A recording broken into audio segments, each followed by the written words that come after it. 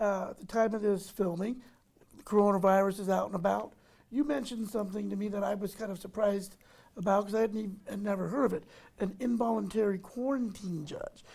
What is that? Give us a little bit about what that is, a little bit about the history, and it seems like we're kind of prepared for something in this situation we're in.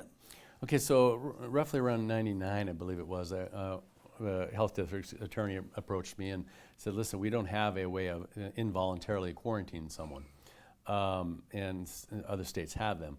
So I worked with their counsel. We put together a statute, advocated in the legislature for it, and so we have a involuntary quarantine statute here in Nevada now. And why would somebody need to be involuntarily quarantined, besides this, that you're going to get other people sick? Because I mean, that seems like a drastic remedy.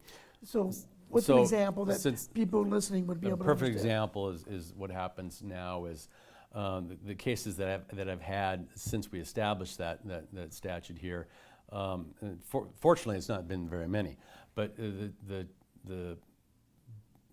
recurring theme or example, I guess, is TB, actively contagious, and for other reasons, usually mental health reasons, they will not stay put voluntarily and quarantine themselves with the help of the public, with the health department. How does that come across to the court, that there's some random person out in Las Vegas or Clark County with TB? So what happens is the health district files a petition.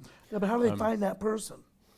Through the positive tests. Oh, so like say you go to UMC. You're at a hospital. Right? And UMC, and they run a routine test for TB, and they show TB, and they do the confirming x-rays, and you're actively contagious. Right. And they say, okay, this is what we need to do for the next 3 to 4 weeks or whatever it is, and we need to be able to isolate you away from everyone else, especially in an area that has low airflow, and get you to the point where you're no longer contagious. Well, 99% of the people comply with that, right? I get it. Hey, no problem. I don't want to get other people sick, so I'm going to stay at home or whatever I do. So occasionally we get those that have issues. Unfortunately, most of them have been mental health issues, and they won't stay put. And so they file the petition, and then we come to court. They're provided with counsel. They go through the process of proving the fact that they are contagious and stated unwillingness to stay involuntarily.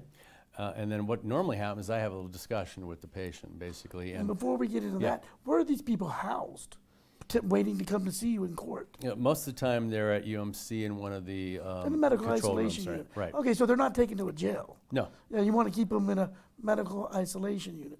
Right. That makes sense. Right, but unfortunately there's limits in the number of those units that exist in the county, right? But so if they won't, and so what we did early on is that we devised a system where we placed an ankle monitor on them and placed them in, the Clark County has a deal with one of the a motel that's perfectly situated for it, and they place them in there with the public health nurse, and I basically have that conversation, so we can do this for the next couple of weeks, and you just stay tight and stay in this place, and you're going to be taken care of. Or the other option is going to the same similar kind of facility that we have at CCDC. And when they said, my very first case, they wanted me to send the person to CCDC, I said, I don't know if that's a real good idea. And so we came up with this other alternative. So basically you do it the easy way or the hard way. Yeah. Which you stay at a motel, we bring you food, we get your shower. And it's, it's not the best thing, but you have a very highly contagious, dangerous disease. And if you don't want to play ball, we'll put you in the jail. Right. And so far we haven't had to go there.